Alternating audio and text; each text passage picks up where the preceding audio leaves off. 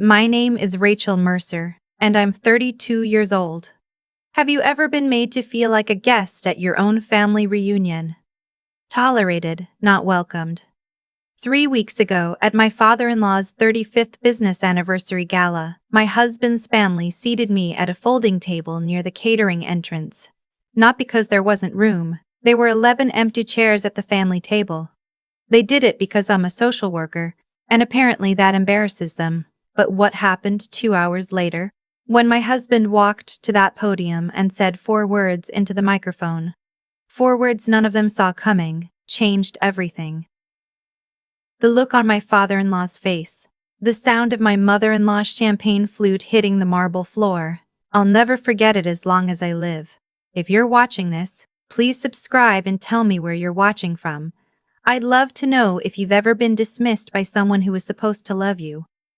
Now let me take you back to the beginning, because this story doesn't start at the gala. It starts 6 years ago, the first time I met my husband's family and understood exactly what they thought of me. My husband's name is Connor. We met during graduate school. He was finishing his MBA, I was finishing my MSW, my Master of Social Work. We fell in love over bad dining hall coffee and long walks across campus where he listened, genuinely listened, while I talked about the families I was already working with through a supervised internship. He never once made me feel small for what I was choosing to do with my life. His family was a different story. The Hargrove family ran a commercial real estate development firm, Hargrove & Associates, founded by my father-in-law Gerald, built into a regional powerhouse over 3.5 decades. They had the kind of money that announces itself quietly, through the address, the cars, the way Gerald's suits always fit like they were cut that morning. My mother-in-law Diane was polished in the way that takes years of practice. The kind of woman who gives compliments that aren't quite compliments. The first time Connor brought me home for dinner, she looked at my sensible flats and said, "How practical you are." Their daughter, Connor's younger sister, was Brooke, 28, a mergers and acquisitions attorney at a white shoe firm downtown. Sharp, polished, fluent in the language of status. Brooke had been dating a man named Trent for 2 years by the time I came into the picture. Also an attorney, also from money, also the kind of person who listed his alma mater in his email signature. Brooke made partner track the year Connor and I got engaged. Gerald announced it at Sunday dinner like she'd won a Nobel Prize. And Diane cried. I remember thinking, this family measures love in professional achievements. I measured love differently. I measured it in the 14-year-old girl I helped reunite with her sober mother after 2 years in foster care. In the veteran I spent 4 months connecting to housing assistance so he could stop sleeping in his car. In the elderly woman with dementia whose landlord was trying to evict her. And the 3 agencies I called on a single Tuesday morning until someone said yes. My caseload at Riverside Community Services ran 60 families at a time. I drove a 7-year-old Subaru, packed my lunch most days, and wore out the soles of my work shoes faster than any other item of clothing I owned. Diane once asked me, very gently, over Easter brunch in year 2 of our marriage, whether I'd considered transitioning into something more sustainable.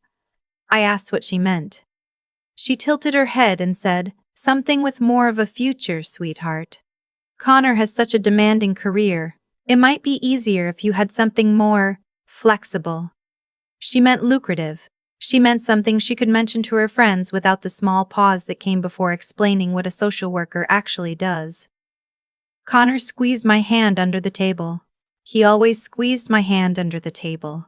But he never said anything, and I told myself that was okay. He showed me in other ways. Looking back, I should have paid closer attention to how often he came home from work and asked about my cases, not in the polite, obligatory way, but with actual follow-up questions, remembering names, asking 3 weeks later how a specific family was doing. I should have paid more attention to the educational policy journals stacked on his nightstand, the nonprofit finance reports on his laptop screen, the calls he took behind the closed door of his home office that I assumed were about whatever his consulting work required. I should have noticed that he never corrected me when I said he worked in finance consulting, because that was true, just not the whole truth. But I'm getting ahead of myself. The gala was held on a Saturday in April at the Whitmore Pavilion, a venue that Gerald Hargrove had not rented but donated to the City Arts Council 3 years prior and apparently could use whenever he liked. The invitation said, "Business formal." Connor ironed his shirt twice. I wore the black dress I'd bought for a colleague's award ceremony. Good fabric, classic cut, nothing flashy. Connor told me I looked beautiful, and I believed him. What I didn't believe, standing in the entrance hall watching 300 guests mill beneath a vaulted ceiling strung with warm light, was that I belonged there. I've spent years working on that feeling. It's still a work in progress. Gerald greeted us near the bar. He shook Connor's hand of both of his, the gesture of a proud patriarch, and turned to me with a smile that stopped precisely at his eyes.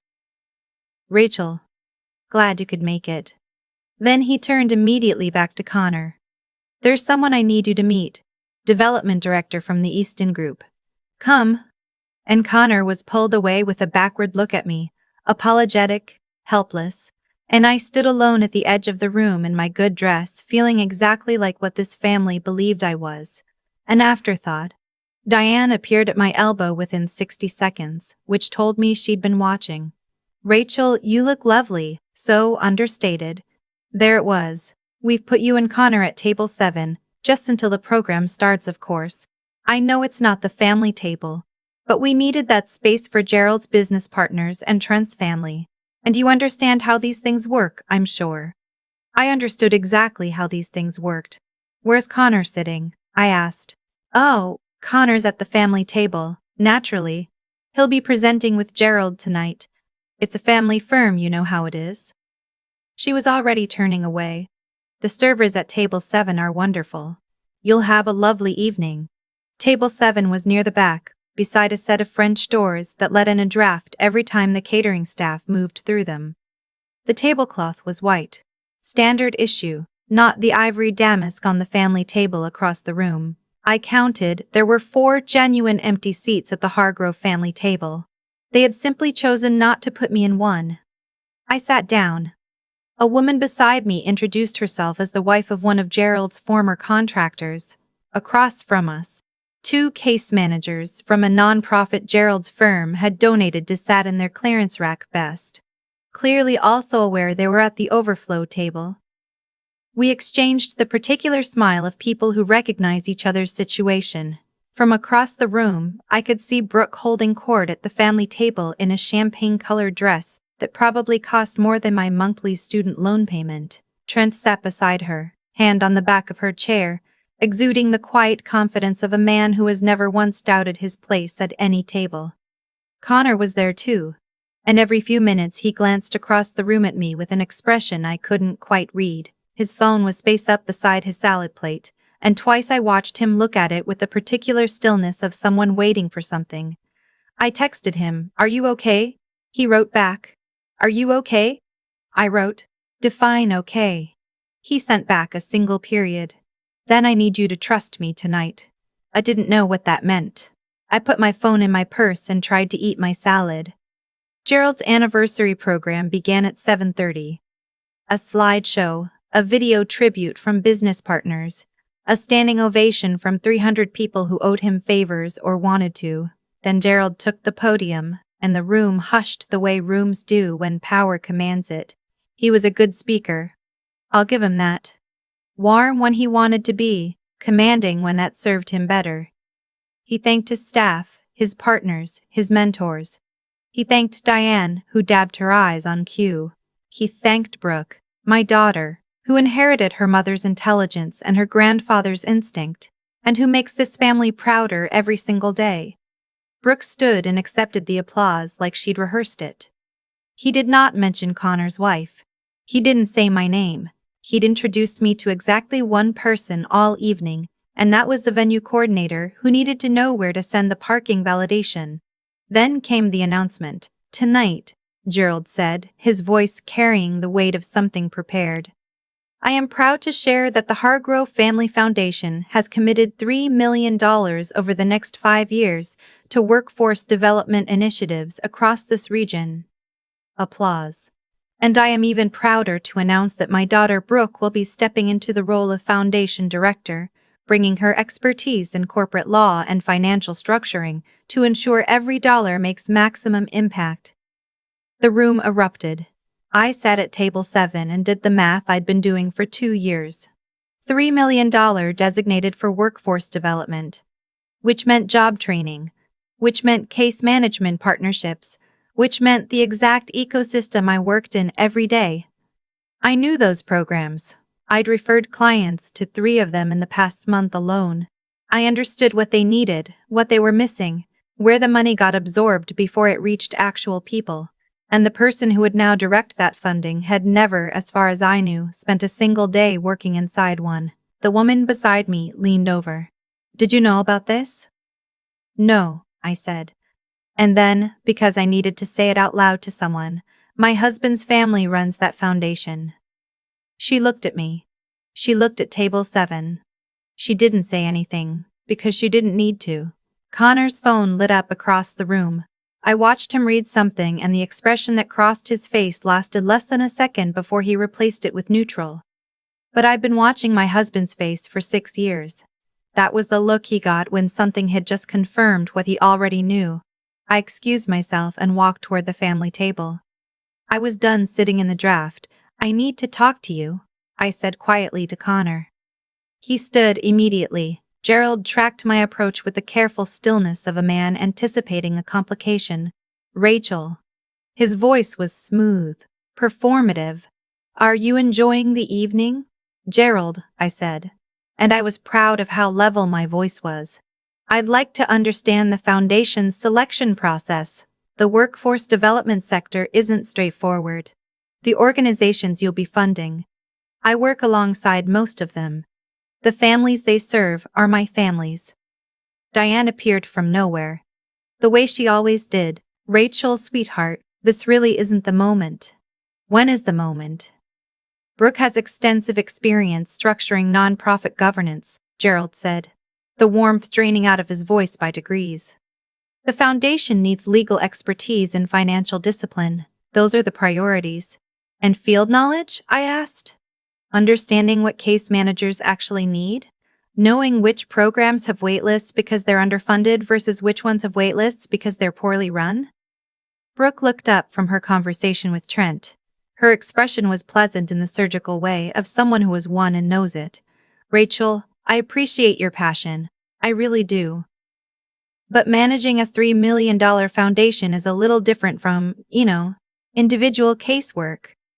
The way she said individual casework, like it was a hobby. Like the families I kept housed and fed and connected to services were a weekend project. "You're right," I said. "It's different. Which is why the person directing it should understand the difference." Gerald set down his drink with a small final sound. "I think you should return to your table. We'll talk about this another time." Connor's jaw was tight. "Dad?" "It's fine," I said. And I meant it, because something in me had gone very quiet and very clear. "I'll go back to table 7, but I want you to know, Gerald, that the $3 million you just committed will move through a sector I know better than anyone in this room. And the way it's directed will determine whether real people get real help or whether it looks good on a press release." I turned and walked back through the crowd without waiting for his response. The woman beside me at table 7 said nothing when I sat down. She just refilled my water glass, which I thought was one of the kindest gestures of the whole evening. 20 minutes later, Connor's phone lit up again. This time he stood, said something quietly to his father, and crossed the room toward me. His walk was different, not urgent, purposeful. "How are you holding up?" he said. "I've had better Saturdays." "I know." He sat down beside me and took my hand. "I need you to trust me for about 20 more minutes." "Connor, what are you planning?" "Something I should have done a long time ago." His phone buzzed one more time. He looked at it and he exhaled like a man who has been holding his breath for months. "Okay, it's time." He stood, straightened his jacket and walked toward the stage. Not toward Gerald. Not toward Gerald.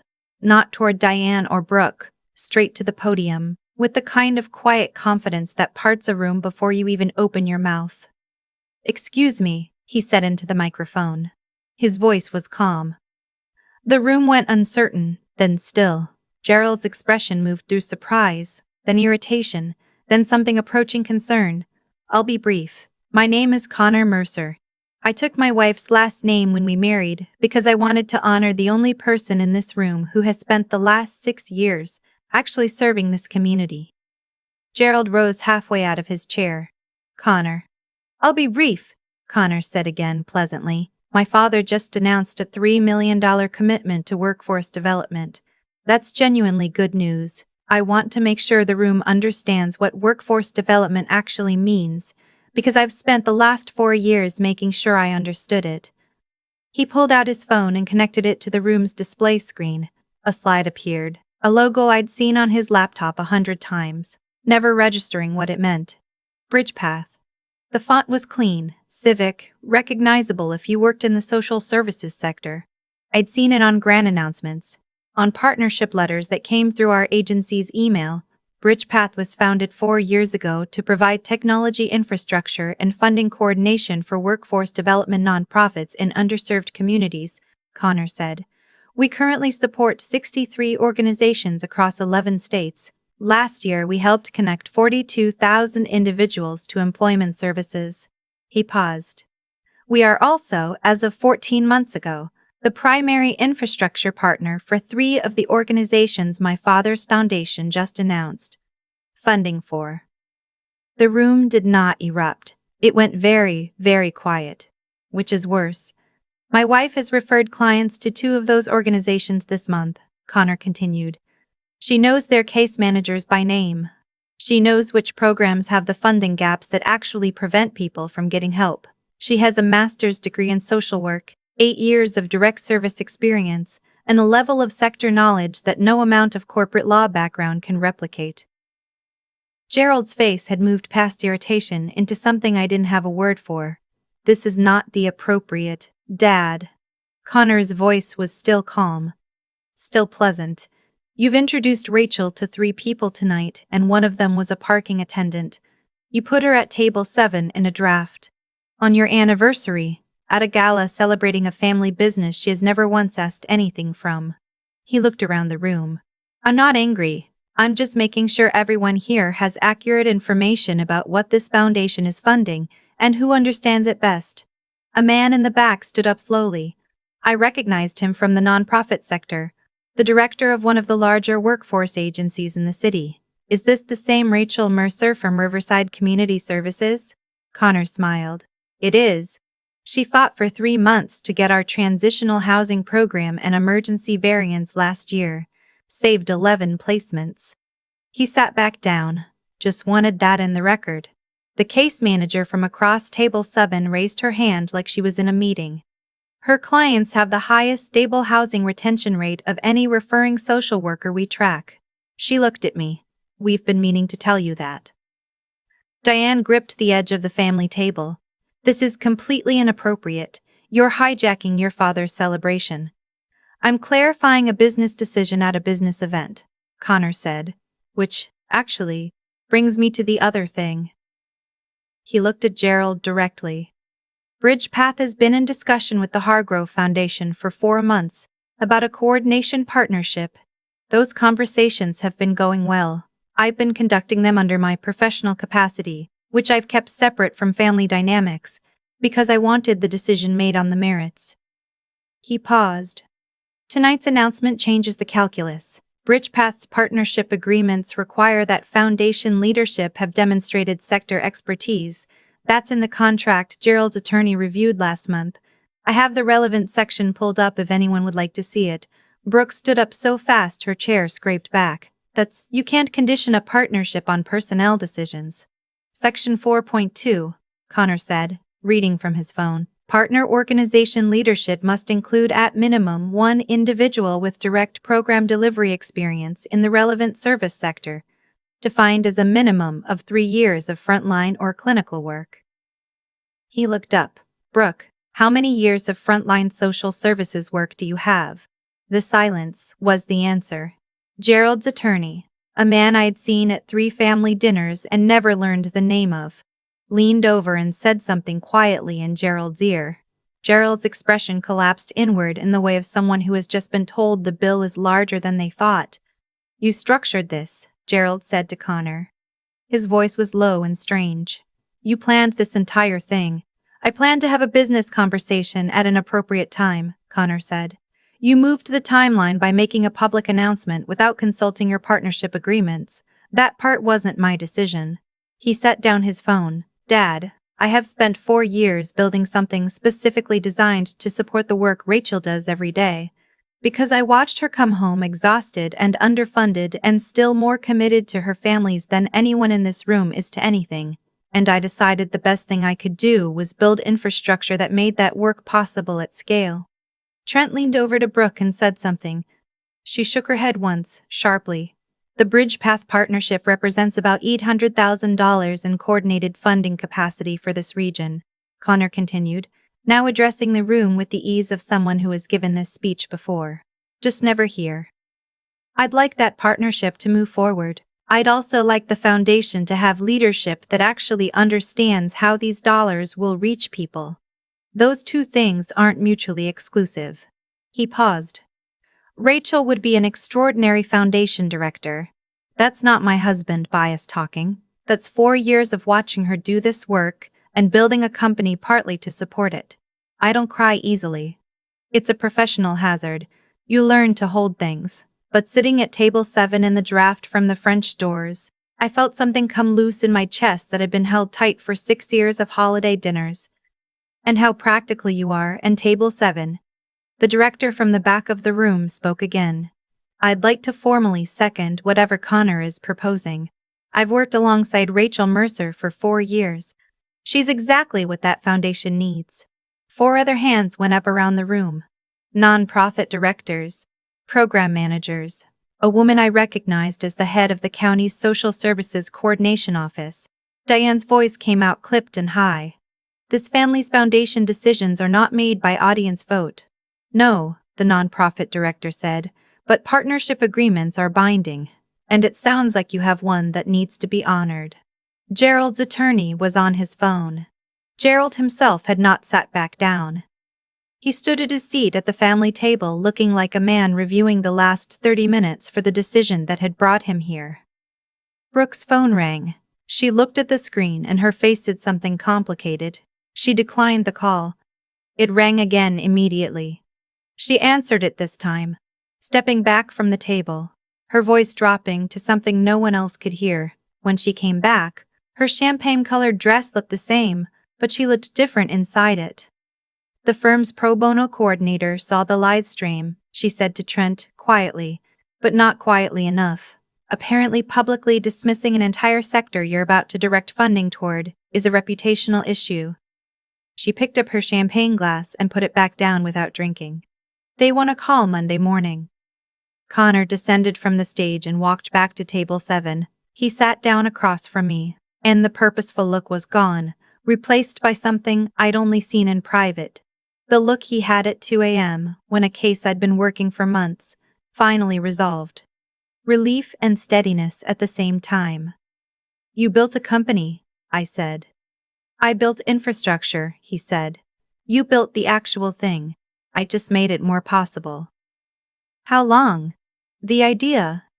Since the night you cried at the kitchen table because your agency lost a state contract and you didn't know which of your families you were going to have to close out, you stayed up until 1 in the morning making a list of every other resource you could connect them to."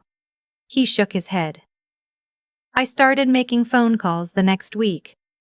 I thought about all the closed office door calls I'd filed under finance consulting, all the late nights I'd attributed to client work on his end, the educational policy journals I'd assumed were casual reading." "You took my name," I said. "First thing I was sure of," he said. "You are the only person in my family, the only family I'd chosen to build, who measures success in something that actually matters." Across the room, Gerald Hargrove was in a low, urgent conversation with his attorney. Diane was speaking to no one and looking at the middle distance. Brooke and Trent were doing the thing that couples do when they're having a serious conversation in public, perfectly still, mouths barely moving. The case manager from Table 7 leaned over to me. "I've been doing this work for 11 years, she said. "I've never seen anything like this." "Neither have I said. "What are you going to do?" I looked at Connor. I looked at the 5 hands that had gone up around the room. I looked at the Table 7 tablecloth, plain white against the ivory damask across the room, and I thought about all the families on my caseload who had been handed the plain white version of things their whole lives and had to fight for every inch of the ivory. "I'm going to say yes," I said. The formal fallout came in the days that followed. Gerald's attorney confirmed that the Bridgepath Partnership Agreement did contain the expertise clause Connor had cited, and that the Foundation's public announcement of Brooke's appointment had created a compliance issue that needed resolution before any funds could be disbursed. Brooke's Monday morning call with her firm went long. The firm had 3 education sector nonprofit clients whose boards had members present at the gala. Perception management, they called it. The live stream reached 140,000 views in 24 hours. The comments were not primarily about drama, they were about teachers, social workers, nurses, the people who catch the families that fall. Thousands of people writing about the social worker who'd saved their housing, the case manager who'd found their mother a bed, the counselor who'd stayed late when no one else would. It struck a nerve that had nothing to do with the Hargrove family, and everything to do with what we believe work is worth. Gerald called Connor the following Tuesday. I know what was said because Connor told me, sitting on our couch, his voice careful and even. Gerald said Connor had embarrassed the family. Connor said the family had been embarrassing itself for 6 years, and he had been too passive to say so. Gerald said the foundation had been built on his work. Connor said it was supposed to serve other people's work. Then there was a long silence and Gerald said, "I don't know what you want from me." And Connor said, "I want you to be honest with yourself about what happened. But I'm not going to wait for that to move forward." I didn't call Gerald or Diane. I didn't have terms to offer the way Connor did, because I had decided somewhere in the drive home from the Whitmore Pavilion, Connor's hand on the center console and the city lights blurring past, that I wasn't going to spend any more energy trying to be legible to people who had decided not to read me. I sent one text to Brooke 3 days later. It said, "I don't want to be enemies, but I also won't pretend Saturday didn't happen. If you want to understand the sector you are going to direct, I'm willing to show you. That offer is open." She didn't respond. Maybe she will someday. Maybe the person she becomes at 40 will be different from the person she was at 28. I'm in the business of believing people can change. It's not the same as betting on it. The first Bridgepath Hargrove Foundation coordinated grant cycle opened 8 weeks later, with the restructured oversight committee that included 3 practitioners, a workforce case manager, a housing navigator, and me. We awarded funding to 11 organizations in the first round. One of them was the transitional housing program that had held 11 placements because I'd spent 3 months on variance paperwork. When I called the director to tell her, she was quiet for a moment and then she said, "I'm framing this letter. I still drive the 7-year-old Subaru. I still pack my lunch most days. I have 61 families on my active caseload, and I know the name of every single person in every single household. The foundation work happens in the evenings and on weekends, in the same way that Connor built Bridgepath in the evenings and on weekends, because some things are too important to clock out on." Last month, one of my former clients, a woman I'd worked with for 2 years to help stabilize her housing and regain custody of her kids, sent me a card. Her daughter had been accepted into a summer leadership program. The program was funded by a grant I'd helped approve 6 weeks earlier. She didn't know that. She just wanted me to know her daughter was doing well. I put the card on the wall above my desk, next to the other ones. That's what the work looks like from the inside. Not a gala. Not a podium. Not a table assignment that tells you where you stand. It looks like a card on a wall and a kid in a program and a phone call where you find out the thing you spent months fighting for actually landed. Connor came into my office and saw me reading the card and said, "What's that?" I showed him. He read it twice, and then he put it back on the wall and straightened it slightly the way you do with something that belongs there. "That's why," he said. I knew what he meant. It's why I got up every morning for 8 years when the pay was low and the caseloads were crushing and people at Gala's put me at table 7. It's why he built what he built. It's why, when given the choice between a seat at the right table and doing the right work, I would choose the work again without a moment's hesitation. Not because the table didn't matter. It did. Being placed there said something about what I was worth in their eyes, and that hurt exactly as much as it was supposed to. But the work was never about the table. It was always about the card on the wall. If you've ever been made to feel like your work doesn't count because it doesn't come with a certain salary or a certain title, I want you to hear this. The value of what you do is not set by the people who've never done it. Teachers, social workers, nurses, caregivers. The people who show up for other people's hardest days. Your work builds everything that actually holds. Don't let anyone seat you in the draft and call it a favor. Subscribe if this story stayed with you. And tell me in the comments, have you ever had someone underestimate you because of your job? I read every single one. You are not alone in this, and you never were.